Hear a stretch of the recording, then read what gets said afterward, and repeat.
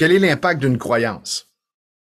Ce en quoi vous croyez encadre finalement ou dirige votre vie. C'est un peu comme un GPS qu'on programme.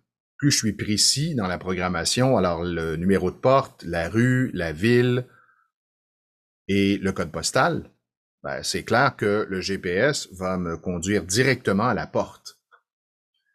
C'est comme une croyance. Si vous croyez que vous n'êtes pas capable, ne l'essayez même pas.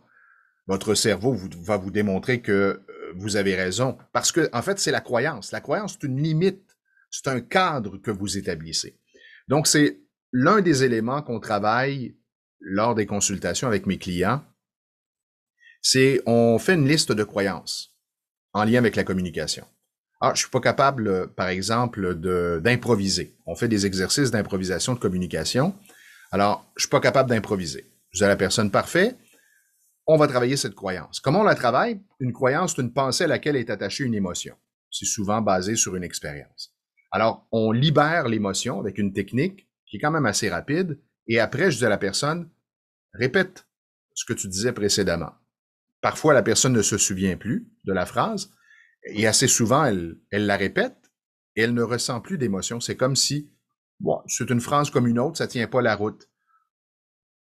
C'est comme si, ah, tiens, ouais, peut-être que je suis capable finalement d'improviser. Dans certains cas, c'est oui, je vais le faire l'exercice.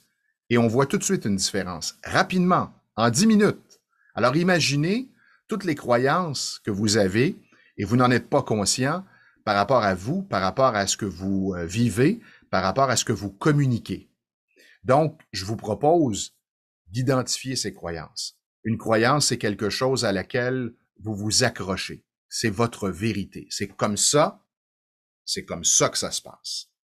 Et si on éliminait de plus en plus nos croyances, c'est comme si on se libérait finalement de ces murs virtuels qui nous tiennent enfermés dans un espace qu'on a l'impression qui est vrai, qui existe, mais cet espace n'est que virtuel.